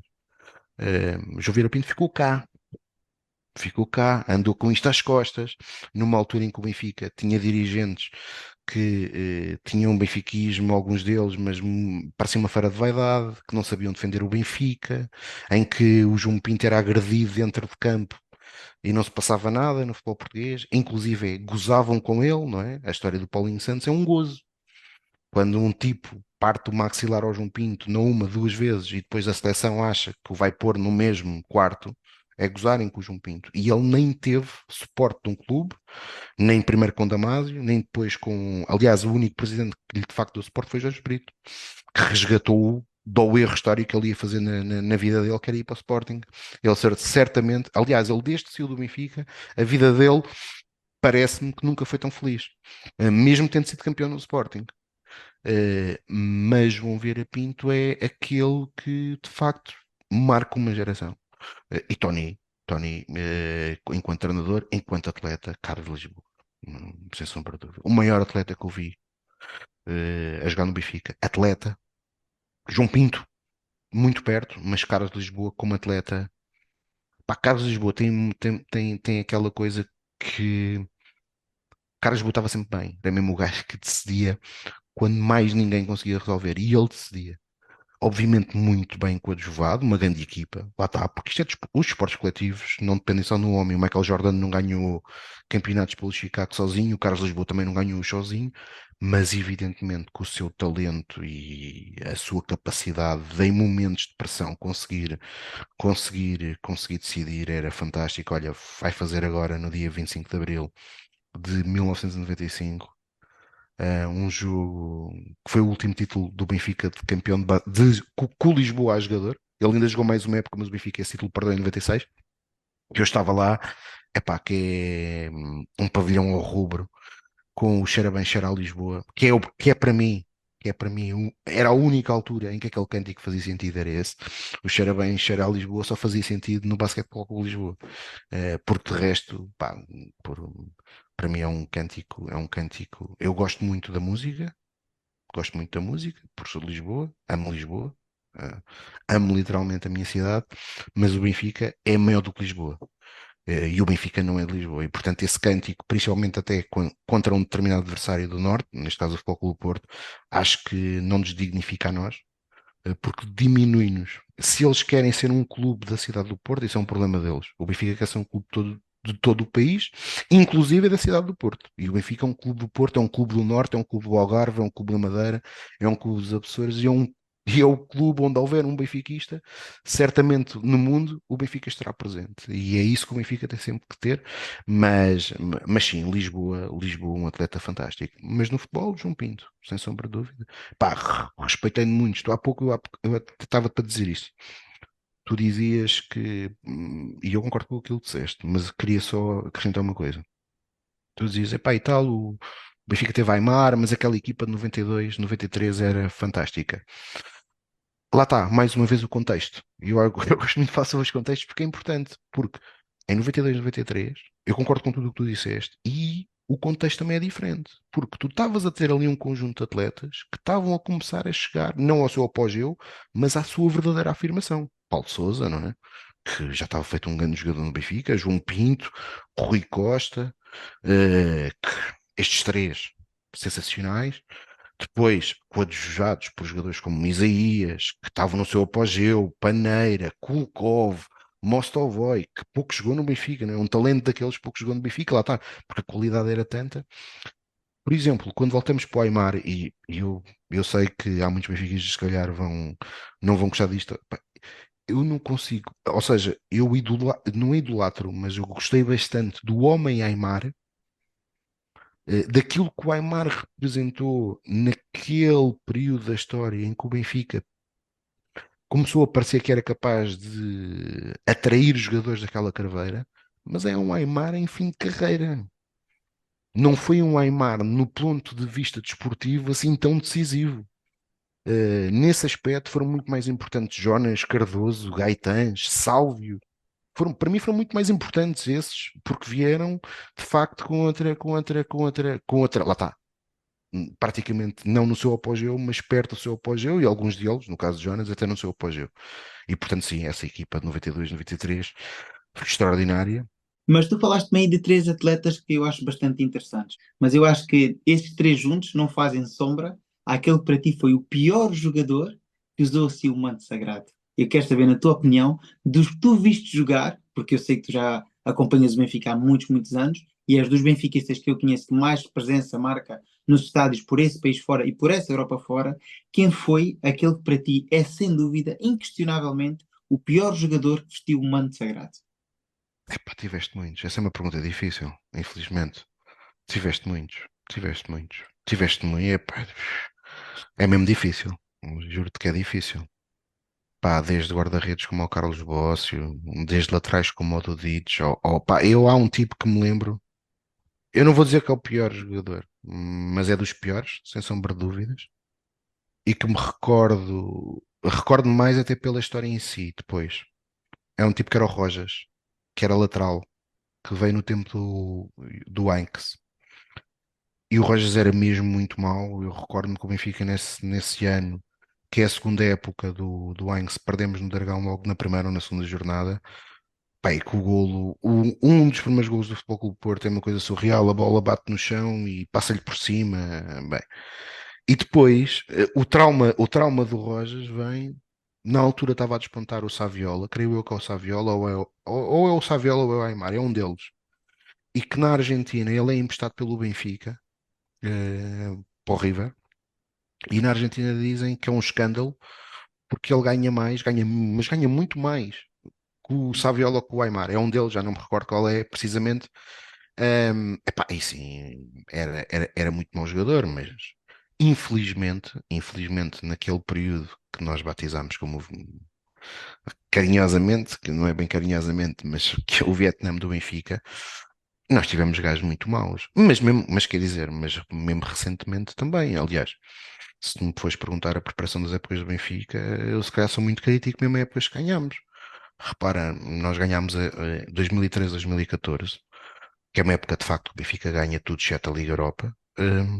Mas o Benfica está a 30 minutos, ficou a 30 minutos do lateral esquerdo titular ser o Bruno Cortês.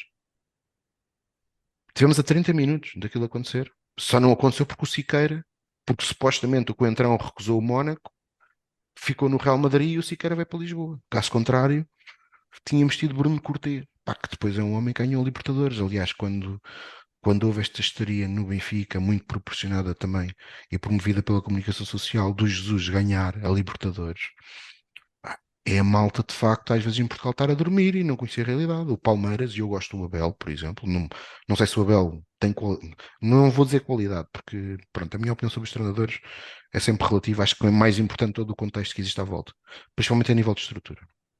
Mas eu acho que é alguém que tem um bom perfil, é um gajo que eu gosto da forma de comunicar dele, acho que tem feito bons trabalhos para onde tem passado, mas o Abel ganha uma Libertadores com um golo de um tipo que na equipa B do Benfica, os sócios do Benfica diziam que era o para tudo, que é o Daverson. Não é? O Daverson estava na equipa B do Benfica e depois foi decisivo na Libertadores, não é? Na Libertadores. Isto era o mesmo que nós pensarmos. Pá, agora estou aqui a pensar, imagina o Benfica ser campeão com o Brooks, campeão europeu, com o Brooks a marcar o golo na final da Taça. Tu provavelmente dizias que era impossível, não é? E portanto o Benfica teve tipos nos últimos anos muito medíocres, sem sombra de dúvida. Nos últimos anos, quer dizer, tens tido jogadores que de facto são o Pesares e outro, que acho que o Pesares sempre que jogava ao fim de 30 minutos ia para a rua. Devia ter um rácio parecido ou perto disto. Acho que acho que hoje, nesse aspecto, estamos bem melhores, ainda bem, mas mesmo assim continuamos a fazer erros. Pá, temos um caso, não é? Depois temos casos que lá está, que aí são casos, se calhar, criminais, são casos criminais quase. Como é que o Benfica contrata o Francisco Vera? Acho que é o Vera, é um deles, que foi para a equipa B, e que o tipo aos 28 anos, e que o Benfica gastou 2 ou 3 milhões de euros, e o tipo aos 28 anos anda a vender termossos ao lado do estádio do país dele, porque deixou a carreira de futebol profissional. Isto, por exemplo, às vezes quando se fala na auditoria ao Benfica, eu na auditoria ao Benfica eu não estou à espera, porque era demasiado mau, como é óbvio, e lá está. Eu acho que há profissionais dentro do Benfica que sabem como fazem as coisas.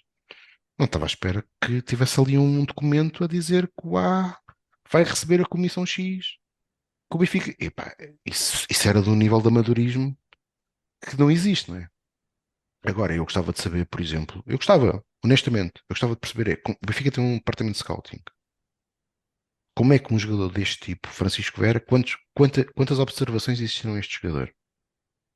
Essas observações foram feitas em contexto, mundiais de seleções jovens, campeonatos da terceira divisão do Paraguai, é que é diferente. Se tu pegares aqui no Campeonato Distrital de Lisboa, se calhar vais lá ver um gajo que marca 50 golos. Será que ele tem qualidade para jogar no Benfica? Se calhar não, não é? Pronto. Era isto que eu queria perceber. O scouting validou? Quantos relatórios o scouting fez? Ou, não, este processo não aconteceu e houve alguém que chegou e disse sim, este jogador tem que ser contratado. Porquê? Porque sim. É isto que eu gostava de perceber. Porque repara, isto aqui muitas vezes não tem nada a ver com estar a ir atrás de ninguém, mas se o scouting do Benfica, neste caso em concreto do Francisco Vera, faz 2 ou 3 relatórios a dizer que o jogador é uma boa contratação, então a estrutura do Benfica profissional tem que pensar que aquele scouting tem que ser remodelado. Né? E atenção, isto não é nada contra ninguém, mas o scouting não está a funcionar, claramente. Um scouting que acha que aquele gajo é bom jogador tem que ser remodelado.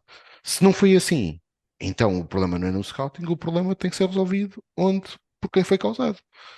Infelizmente não vamos saber isto porque a auditoria nunca vai ver, ou pelo menos os sócios do Benfica nunca vão ver um documento oficial da auditoria. Como clubes, como o Barcelona, por exemplo, fizeram com transparência, sem qualquer problema nenhum. Ninguém no Barcelona. Tu viste alguém do Barcelona, o Laporta, quando ganhou, que fez a auditoria, alguém a ter medo das consequências? Não, nenhum. No Benfica, infelizmente, tem-se medo do passado. E quem tem medo do passado não consegue criar um presente e um futuro melhor. É um facto que, por exemplo, eu já usei muitas vezes o exemplo do Barcelona, que não é um clube que eu gosto, nem é um clube Mas que eu não. sequer simpatizo, mas é um excelente exemplo para provar que um clube com a grandiosidade que o Barcelona tinha, com a massa adepta que tem, com um estádio sempre repleto, com mais de 90 mil pessoas, que há bem pouco tempo foi campeão europeu, com consecutivas presenças nas fases finais das competições europeias, de repente passa para um clube que é eliminado sucessivamente em Ligas Europas, na fase de grupo das Champions, e que está, neste momento, em bancarrota técnica. Tens toda a razão. Lá É está. um clube que mudou muito. Aliás, Eu, eu, eu disse isto, disse, não, é a forma como eu vejo o futebol. Os modelos que eu tenho de Benfica, um deles é o Barcelona, não pelo Barcelona, eu também não sou como tu, não simpatizo muito com o Barcelona. Aliás, tenho dificuldades em simpatizar com os clubes de Espanha. Uh, mas acima de tudo simpatizo muito por aquilo que foi o projeto Cruyff no Benfica. Eu adorava que o Benfica conseguisse fazer aquilo, ou seja, o Cruyff conseguiu trazer tudo de bom que tinha a escola do Ajax, com uma grande vantagem no Barcelona, que é em Espanha, ou em Espanha, nem em Espanha, no Barcelona, na Catalunha, com a riqueza que sempre existiu à volta do Barcelona e a Catalunha é a região mais rica de Espanha, né? Conseguiu implementar aquele modelo do Ajax, com nuances, claro, mas sem precisar de vender. Sem precisar de vender. E obviamente depois um clube que consegue ter uma capacidade de formação brutal no modelo que, obviamente, tendo nuances, é sempre o mesmo modelo ou um modelo muito parecido. E que ainda consegue ir contratar jogadores fora, aquilo que fizeram na década passada, naquele período do Guardiola até ao Tite, é uma coisa assombrosa. E outra é a questão do Bayern, que o Benfica da Alemanha é um exemplo, porque é um clube que o Bayern é um clube rico, vem de uma região rica da Alemanha, da Baviera, mas acima de tudo não é isso que marca o Bayern, é a sua inteligência, a forma como o Bayern, e não é de agora, aliás, agora até está a passar por um mau bocado, desde o ano passado, com algumas decisões de gestão que claramente estão a afetar ali o clube, apesar deles no ano passado até ter sido campeões da forma como foram, porque até tudo parecia que o Dortmund ia ser campeão e eles acabaram por ganhar, mas aquilo está a mudar. Faz parte, não é? Faz parte, às vezes há anos não se ganha sempre e depois há coisas que podem mudar e o Bayern está a passar por isso agora.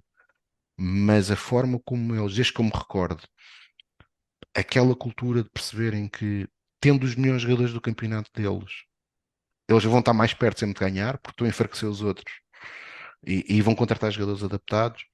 Ter aquela cultura de perceberem o que é que. Pá, eu recordo-me de uma coisa.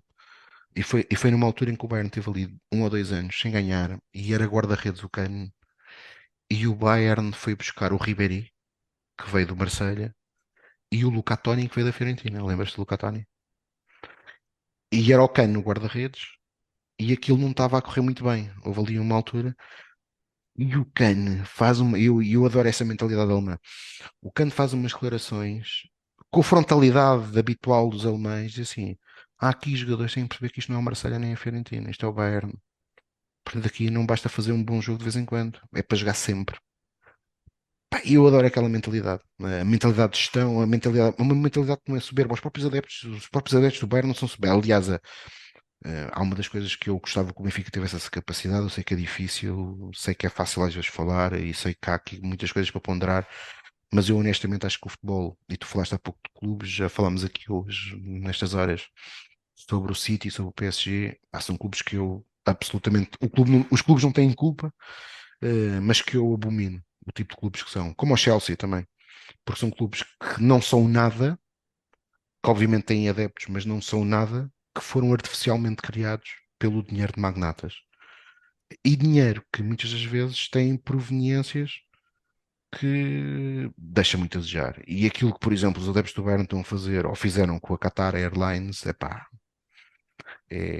acho que é algo que transcende, é um clube, o Benfica da Alemanha é mesmo um clube à parte. E é um clube que a gestão competente que tem, com muito foco, obviamente, no sucesso desportivo, em comparação com aquilo que era o modelo de formação do Barcelona, que eu acho que nós conseguimos replicar.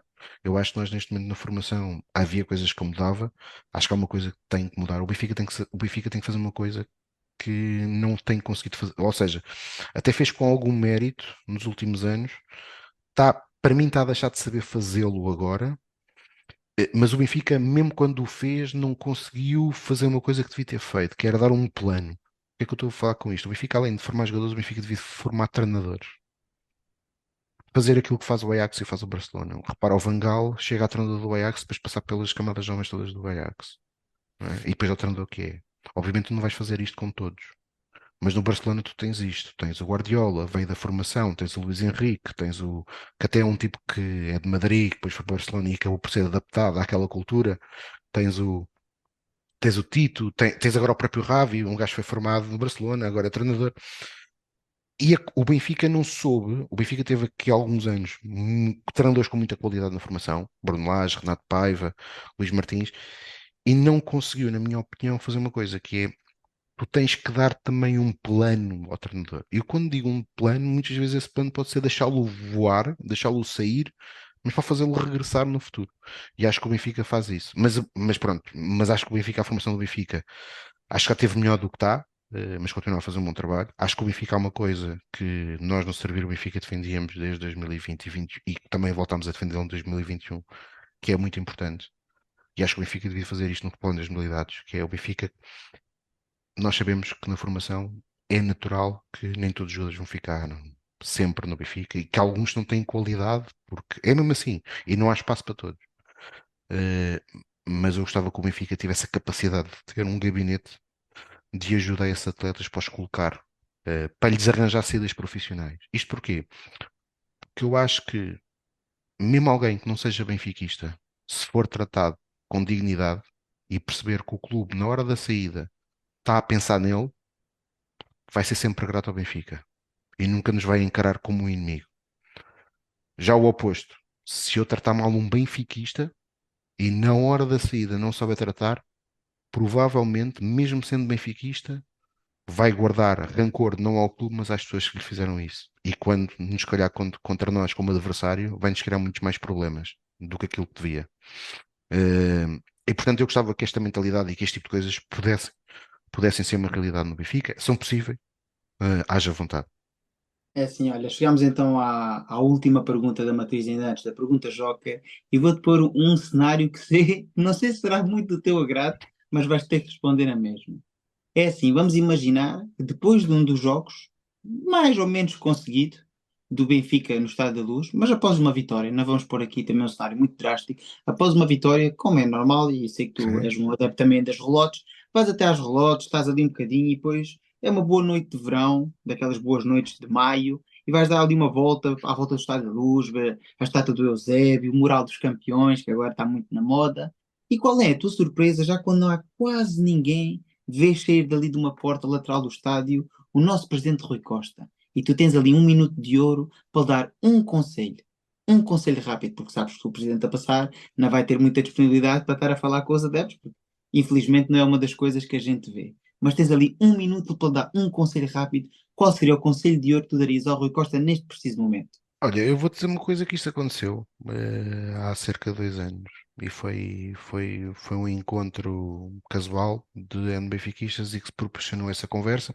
O Rui Costa teve muitíssimo bem nessa noite, foi sentar na nossa mesa. Nós estávamos numa mesa numa esplanada, estava um bom dia, estávamos numa esplanada e ele estava com a família e disponibilizou-se a estar connosco e o conselho que eu lhe dei foi e que infelizmente neste momento não se passa nada, que era que o processo de revisão estatutária fosse tratado com a maior transparência possível e com a participação dos sócios, com uma calendarização bem definida, porque era isso que o Benfica ganhava. No Benfica, eu volto a dizer aquilo que disse há pouco e aquilo que disse em 2021 na Benfica TV. O sucesso do Rui Costa, o sucesso da direção do Benfica, e para mim, eu estou a medir aqui o sucesso, é o Rui Costa ser tetracampeão, o Rui Costa levar o Benfica a campeão da Europa, Rui Costa promover uma revisão estatutária digna da história do Benfica, é o meu sucesso. Mais, até estou a mentir, não é o meu sucesso, é o sucesso dele, mas é a minha felicidade. E a minha felicidade não é negociável. Ok? Porque o Benfica, pá, isto é uma verdade lá para Alice, mas é verdade, o Benfica para mim é a coisa mais importante de tudo na vida, que não é importante, como é evidente. Há coisas na minha vida, o meu trabalho, a minha saúde, a minha família, são coisas, evidentemente, que são verdadeiramente importantes na minha vida. Mas tudo o que não é importante é o Benfica. É por isso que eu também penso no Benfica quase 24 horas. Oh, não penso 24 horas porque estou a dormir, mas também sonho com o Benfica, não é? Quantas vezes é que eu já não sonhei com o Benfica campeão da Europa? Provavelmente também já sonhaste, não é? Que é pior, para mim é um pesadelo, porque é aquela sensação de quando acordas de manhã e percebes isto não aconteceu, não é? Para mim, eu prefiro, a sério, eu prefiro sonhar com uma derrota do Benfica. Porquê? Porque quando acordas, pá, isto não aconteceu. Tão bom. Agora, quando sonhas com a vitória do Benfica e depois, epá, isto não aconteceu, dói mesmo. Portanto, essa felicidade é inegociável. E, portanto, eu já lhe dei esse conselho. E chegamos então à última pergunta, que é assim a pergunta joker desenhada para ti, e vou-te pôr aqui, não é um cenário, é uma conjetura. Sabes que há alguns clubes a nível mundial, e nós estamos a falar de clubes pequenos, porque em clubes pequenos é muito mais fácil isso existir, porque são clubes locais, mas em clubes grandes, da dimensão do Benfica, noutros países, existem muitas vezes comissões de sócios que não são eleitas. As pessoas são nomeadas entre os sócios, são pessoas que se disponibilizam, não é um cargo remunerado, não tem qualquer benefício em termos do clube, serve apenas para ajudar numa ligação entre aquilo que a massa adepta sente, ou seja, são assembleias de sócios que se organizam, elegem aquelas pessoas para transmitir à direção, muitas vezes, ou situações que estão em discórdia, ou tentar pedir explicações sem ter a necessidade das tais 10 mil, 20 mil, 30 mil assinaturas para convocar uma Assembleia Geral. Estamos a falar de uma coisa mais informal, Estás a uma falar coisa das sessões de sport, não é? Como existe dos sport clubs, que existe muito em Inglaterra. exatamente. E achas que o Benfica tem falta de uma associação desse género para poder discutir com a direção, não de forma oficial, mas sim em forma amigável, dizer neste momento os sócios encontram-se discordantes com esta situação, o que é que o clube está a pensar fazer, e se esse fosse o caso, tu gostarias de integrar essa mesma comissão? Epá, essa é uma excelente pergunta que eu dou-te resposta facilmente. Eu, em 2011, criei uma associação de adeptos para o Benfica, exatamente com esse espírito, que depois bateu na trave por causa do nome que nós quisemos dar, por erro meu. Nós queríamos dar o nome da Associação de Adeptos do Sport Lisboa Benfica. Que chegámos a reunir com o clube por causa disso, na altura que o vice-presidente em exercício de funções, Rui Gomes da Silva, isto em 2011, e portanto, respondendo diretamente, acho que faz todo o sentido.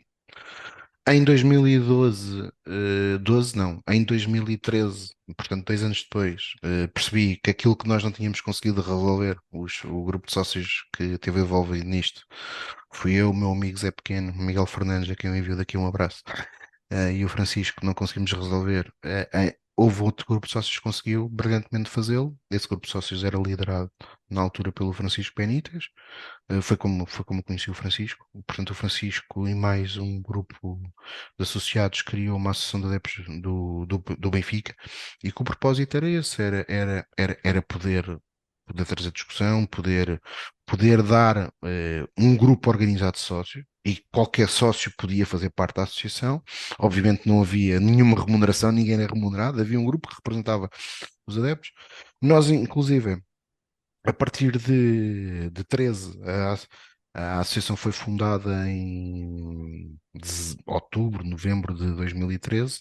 Em 14, tivemos a nossa primeira intervenção na Assembleia Geral de Sócios de Benfica, na altura pelo Francisco, na Assembleia Geral de junho, em que fizemos aquilo que acho que nos competia enquanto associação, que era dizer aquilo que estava a ser bem feito e aquilo que nós achávamos que estava a ser que não estava a ser tão bem feito. Na altura existiu alguma malta que não gostou muito. Depois em setembro voltámos a fazer isto e já houve mais malta que esteve predisposta a ouvir-nos. E inclusive a própria direção do Benfica quis nos ouvir. Eu, em 2014, enquanto representante da associação, tive no Estádio da Luz a fazer a apresentação ao diretor de marketing do Benfica, que ainda hoje é responsável de 2 projetos, que, por exemplo, ainda hoje acho que é uma falha brutal. Como é que meia dúzia de sócios em 2014 conseguiram propor isto ao clube, falaram com o clube, e o clube 10 anos depois não consegue ter? E que coisas eram essas? Um sistema de pontos. Repara, eu há pouco falava no corporate, mais uma vez digo, não tenho nada contra o corporate, mas eu acho que, por exemplo, em jogos como este, como o Sporting, eu no ano passado não consegui comprar bilhete. Eu não consegui comprar bilhete hoje. Quem me comprou o bilhete foi um amigo meu. Foi ele que me conseguiu comprar o bilhete. Senão eu ficava de fora. Eu não ia ficar de fora porque provavelmente ia conseguir arranjar um bilhete de um convite do Sporting. Mas, pá, estás a ver? Não é a mesma coisa. E atenção, tu dizes há pouco, nós não somos mais benfiquistas do que ninguém. Certíssimo. É, eu agora, e tu vês muito isso, eu no passado fui a todos os jogos em Portugal Continental. Este ano em Portugal só falhei um jogo. Foi o jogo da Taça nos Açores. De resto fui a todos, Taça de Portugal, Taça da Liga, Campeonato. Isto não faz de mim mais benfiquista, faz de mim que, neste momento da minha vida, eu tenho disponibilidade para. E é natural que, mas eu que eu faço isto são duas épocas, esta época ainda não acabou, mas é uma época que não é ainda neste momento, pode ser marcada pelo sucesso ou pelo insucesso, mas, ou seja, chegámos até aqui há muita indecisão, mas em 2022 eu fazia o mesmo quando o Benfica estava em terceiro lugar. E ia jogar a Aroca à segunda-feira, ou ia jogar à sexta, ou a Tondela à segunda, e que ninguém queria ir. Que bilhetes era o que não faltava nas bilheteiras. E, portanto, eu acho que faz sentido que neste período de tempo, ou seja, num período de tempo que que a direção do Benfica defina, seja 2, seja 3 anos, que os sócios que têm aquela disponibilidade naquele momento possam ter preferência no bilhete. Que possam num jogo, num Sporting Benfica, depois não darem a percorrer o país todo, naquele bilhete, é pá, tens preferência. Hoje sou eu, amanhã és tu. Porque és tu que tens preferência. Ou seja, eu não acho que aquele ranking tenha que ser imutável, não é? Não é acumular de pontos, não. Chega uma altura limpa e começa de novo. E portanto, na altura, aliás, na altura fiquei a saber que tinha um problema com a adição. Aliás, aquele problema que eu te referi noutra vez, no quiz com o Zé, que foi isso. O nosso sistema de pontos, por exemplo, privilegiava uma coisa e o Benfica fez um excelente caminho até aqui, até com outras iniciativas, diga-se. Mas na altura, nós em 2014 vivíamos os jogos, Taça de Portugal, Taça da Liga, em que tu tinhas no Estádio da Luz 20 mil pessoas. Não conseguias abrir o terceiro anel. E nós dávamos preferência. Um dos pontos, um dos critérios era esse. Era um jogo de Taça da Liga. Um tipo que é só de Benfica vai ver a Taça da Liga tem 4 pontos, por exemplo. Um Benfica Sporting vale 1 ponto. Porquê? Porque um Benfica Sporting, não é? Se tu disseres assim, no Benfica Sporting, por exemplo, num jogo como amanhã, diz assim: olha, eu dou o bilhete. Tu escreves na net, eu dou o bilhete. E tu vais ser inundado, até vais ter gajos que vão dizer assim: olha, eu pacto, não é? Portanto, esse jogo é fácil ir. O Benfica, Desportivo das Aves, está na segunda liga, para a Taça da Liga, numa noite de dezembro, a meio da semana, às 8 ou 9 da noite, com menos 10 graus em Lisboa, é que se calhar já não dá vontade de ninguém ir. E portanto a resposta foi que só iam aos jogos da Taça da Liga toxicodependente. E eu respondi que sim, que aceitava, e ficava contente por perceber que tinha uma adição. A segunda proposta, que é algo que nós fazemos, que é um passeio histórico. Pá, e o Benfica, na minha opinião, não tem que comercializar aquilo. Aquilo não é preciso ser comercializado. O Benfica tem, infelizmente, pela sua história, ao contrário, por exemplo, do Sporting, tem uma história riquíssima em Lisboa. Porque a história do Benfica é rica em episódios de malta que lutou do Benfica, lutou pelo Benfica, que não teve medo de ir à luta, seja com a Câmara de Lisboa, quando nos tiraram o Campo das Amoreiras, seja como pensaram na forma como é que o Benfica podia crescer no futuro. Pá, é uma história sensacional, seja nos episódios como com o Espírito Santo, quando foi na Madeira, que queriam pôr a equipa do Benfica separada por causa de um deles ser negro e dos dirigentes do Benfica não o permitirem. Pá, são tantas histórias destas, seja por exemplo, do comunicado que a direção do Benfica fez no dia 26 de Abril ou no dia 25 de Abril de 1974, a colocar-se ao lado do movimento das Forças Armadas, enquanto os dirigentes do Sporting e do Porto, Ala Cardoso, isto agora não está para nós. Pá, todos estes episódios fazem ter um orgulho brutal nesta nossa história coletiva. E, portanto, e terminando para te dar exemplo, essa visita pela história na cidade de Lisboa era algo que nós propusemos ao clube, para o clube, por exemplo, ter como experiência para um novo sócio. São coisas de benfiquismo que às vezes é normal que quem está num gabinete possa não ter a mesma destreza de pensar e que faz sentido e que é importante para o clube pensar. E portanto, sim, acho que faz sentido que existam sócios do Benfica que se reúnam e que coletivamente façam aquilo que considerem ser o melhor. Até porque o Benfica, lá está, nós hoje somos 300 mil sócios. Quando falamos na década de 10, 20, 30, o Benfica não tinha tantos sócios, portanto era mais fácil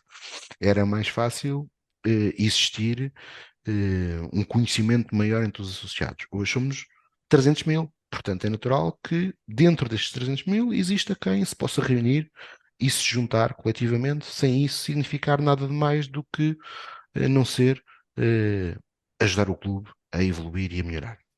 Enquanto nós, benfiquistas, formos unidos, continuarmos todos a remar na mesma direção, mas com um sentido crítico para melhorar o clube, pois clube que melhora é clube que aprende dos erros do passado, iremos ser um clube melhor amanhã. É assim, olha, Tiago, gostava de agradecer muito a tua presença esta noite aqui e ainda antes de despedir, queria te pedir um favor. Gostava que me nomeasses assim um ou mais amigos, pessoas que tu gostasses de ver aqui ser entrevistadas neste espaço e que achas que a plateia de benfiquistas que me segue e que segue os nossos projetos na internet teriam assim gosto em ouvir essas pessoas falar. Epá, olha, Zé Rosário, Marta Mesquita, que é uma benfiquista do Norte muito interessada e que está muito presente no Twitter. Tens Ana Pereira, tens o Rui Miguel, Manuel Gaspar, pá, tens muita malta que eu te posso indicar, e acho que se tu depois precisares, fala comigo e eu entro em contato com eles.